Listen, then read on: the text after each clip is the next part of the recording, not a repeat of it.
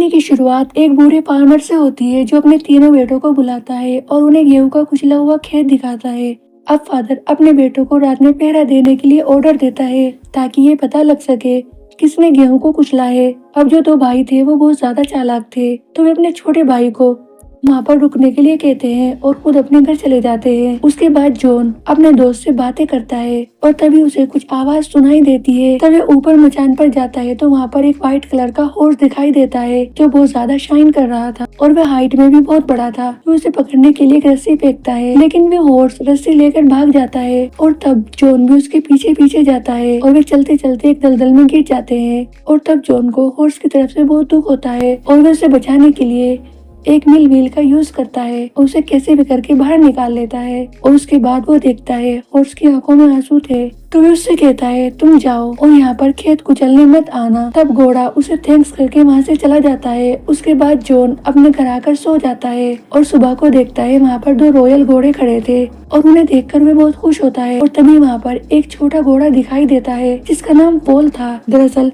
वे घोड़ा उसी घोड़े का बेटा होता है जो रात में जॉन को मिला था और वो उसे बताता है मेरी मदर तुमसे बहुत ज्यादा हैप्पी है, इसीलिए उन्होंने तुम्हारे लिए गिफ्ट में ये दो घोड़े भेजे हैं। तब जॉन बहुत खुश होता है और वो उन घोड़ों को बेचने के लिए मार्केट में लाता है। तो फॉल उसे सलाह देता है क्यों ना इन घोड़ों को उस बूढ़े आदमी को बेचा जाए, लेकिन जॉन उसकी बात को नहीं सुनता और वे घोड़ों को राजा को बेचना चाहता था ताकि उसे अच्छा प्रॉफिट हो। तब राजा उन घोड़ों को देखता है तो उसके मन में लालच आ जाता है और तब उसका मिनिस्टर उससे कहता है लगता है ये घोड़े चोरी करके लाया है। और तब किंग वे घोड़े बिना पैसे के उससे ले लेता है और उसे कुछ भी नहीं देता। तब फॉल उससे कहता है मैं सीटी बजाता हूँ तो वे घोड़े वापस तुम्हारे पास आ जाएंगे। और जैसे ही वो सीटी बजाता है तो वे घोड़े आने लगते हैं, जिसकी वजह से किंग की बग्गी नीचे गिर जाती है और वे आटे में जाकर गिरता है। अब इस बात से किंग बहुत खफा होता है, लेकिन वहाँ पर बहुत सारे लोग खड़े थे, इसीलिए वे जॉन को कुछ नहीं कहता और उससे कहता है तुम्हें कितने पैसे चाहिए। तब जॉन उससे बहुत सारे पैसे मांगता है तो मिनिस्टर उसको एडवाइस है कि इसे अपने महल में ले जाओ और इसे वहाँ पर कुछ काम दे देना और उससे अपनी इंसल्ट का भी बदला ले लेना। तब राजा उसकी बात मान लेता है और जॉन को भी अपने काम पे रख लेता है। अब जॉन यहाँ पर राजा के सारे काम किया करता था।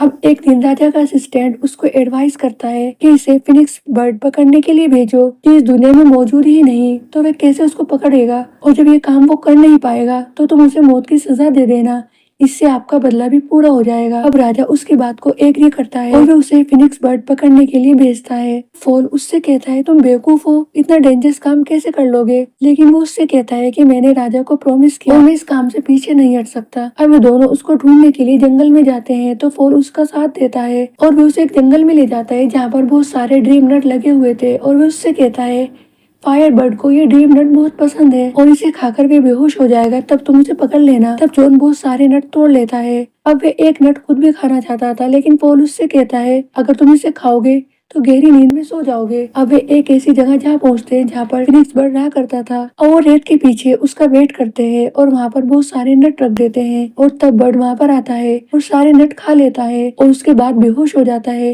लेकिन जॉन जैसे उसे पकड़ता है तो वे फिर से होश में आ जाता है और उसके पीछे भागने लगता है और वे उसका भी पीछा करता है और इसी भागदौड़ में पूरा आइलैंड जल जाता है और सारे पेड़ भी जलकर नीचे गिर जाते हैं। अब हम नेक्स्ट डे ये देखते हैं फायर बर्ड को एक जंजीर में कैद कर दिया था जिसकी वजह से वे उड़ नहीं पा रहा था। तब जॉन को उस पर बहुत तरस आता है क्योंकि उसकी आंखों में आंसू थे, तो वे उसे खोल देता है। उसके बाद वे उड़ने लगता है और वे जॉन को अपना एक पंख देकर जाता है। तो फॉल उससे कहता है तुमने क्या किया, अब तुम राजा के पास क्या लेकर जाओगे, लेकिन जॉन इस बात की परवाह नहीं करता। अब हम दूसरे दिन देखते हैं राजा जॉन को फांसी लगाने के लिए कहता है क्योंकि वो बर्ड लेकर नहीं आया था। अब जैसे ही उसे फांसी दी जानी थी तभी वहाँ पर फिनिक्स बर्ड आ जाता है और सब लोग चिल्लाने लगते हैं। तब राजा को फांसी कैंसिल करनी पड़ती है, लेकिन अब भी वे मन ही मन उससे बहुत नफरत करता था। अब हम दूसरे सीन में राजा के असिस्टेंट को देखते हैं जो उसे दूसरा आइडिया देता है और कहता है उसे अपने लिए ऐसी दुल्हन लाने के लिए भेजो जो आसमान में रहती हो और वो ये काम कभी भी नहीं कर पाएगा, इसीलिए तुम उसे फिर से मौत की सजा दे देना और अगर उसने ये काम कर भी लिया तब भी आपका ही फायदा होगा, आपको दुल्हन मिल जाएगी।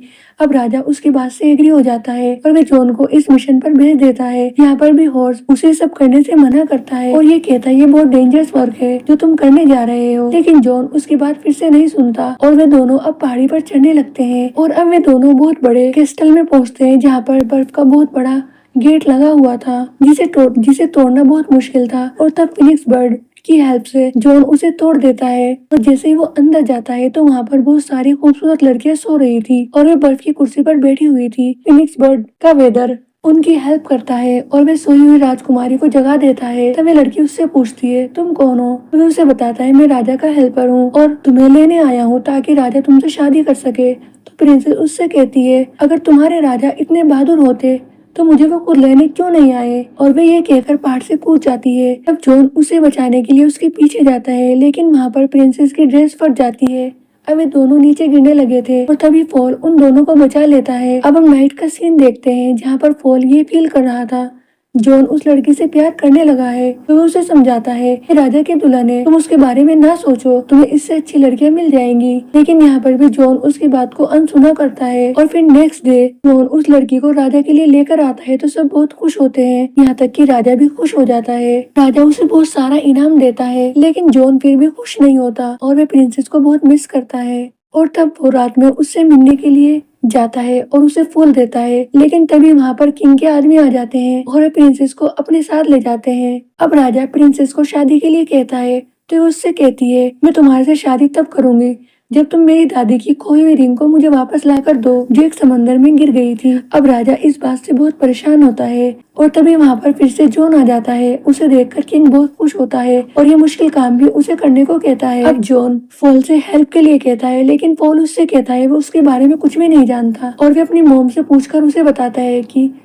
वे रिंग एक व्हेल के पेट में चली गई थी। तब फॉल उसे लेकर उड़ने लगता है और गलती से उसी समंदर में जाकर गिरता है जहाँ पर वे व्हेल रहा करती थी अब चेन से बंधी हुई थी। अब हम देखते हैं व्हेल बहुत बड़ी होती है और एक आइलैंड की तरह दिखती है। अब जॉन को उसके लिए बहुत बुरा लगता है और वे उसे बताती है उसने बहुत सारे जहाजों को निगल लिया था इसीलिए लोगों ने उसको बांध दिया। तब उसके दिमाग में एक आइडिया आता है और वे सोचता है इस व्हेल को अगर छींक दिलाई जाए तो सारे जहाज उसके मुंह से निकल जाएंगे और उसके बाद वे आजाद हो जाएगी। फॉल के साथ उसके नाक के अंदर चला जाता है और वहाँ पर जाकर गुदगुदी करता है जिसकी वजह से व्हेल को छींक आ जाती है और सारे जहाज बाहर निकल आते हैं और तब व्हेल उसे शुक्रिया करके वापस समंदर में चली जाती है। अब जॉन फिर से उस रिंग के बारे में सोचता है और तभी वहाँ पर एक क्रेब आ जाता है और वे उसे रिंग देता है और वे कहता है व्हेल ने उसके मन की बात जान ली थी।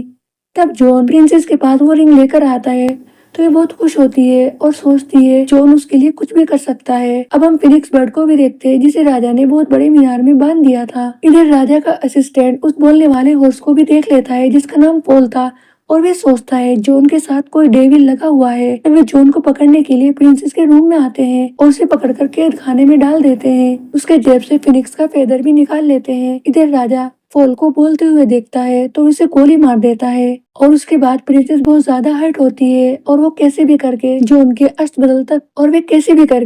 घर तक आती है जहाँ पर वे फिर से फॉल से मिलती है और वे देखती है कि वह भी जिंदा था। तो वे उसे बताती है उसकी वजह से जॉन फिर से मुसीबत में फंस गया है क्योंकि राजा उससे शादी करना चाहता है। तो उसने उससे बचने के लिए उसको कहा कि पहले उसे 3 पोर्ट में नहाना होगा जिससे वो फिर से जवान हो जाएगा और तब उससे वे शादी करेगी। अब पहले पोर्ट में उबलता हुआ गर्म पानी, दूसरे पोर्ट में बर्फ और तीसरे पोर्ट में उबलता हुआ दूध रखा जाएगा और तब राजा उसमें नहा लेगा तो वे उससे शादी करेगी। लेकिन राजा के असिस्टेंट ने राजा को सलाह दी ये काम पहले जॉन पर आजमाया जाएगा और तब राजा उस पोर्ट में नहाएगा। अब प्रिंसेस बहुत ज्यादा टेंशन में थी। अगर जॉन पर ये टेस्ट आजमाया जाए तो इससे उसकी डेथ हो जाएगी। अब वो कहती है मैं पहले पोर्ट में दादी की रिंग डाल दूंगी जिससे जॉन को कुछ भी नहीं होगा और दूसरे पोर्ट में फिनिक्स का पंख तब भी जॉन बच जाएगा और तीसरे पोर्ट में अगर लाइफ और डेथ वाला फ्लावर डाल दिया जाए तो उससे वो जिंदा सलामत वापस आ जाएगा। लेकिन लाइफ और डेथ वाला फ्लावर दुनिया के लास्ट कोने में मिलेगा। ये फॉल से कहती है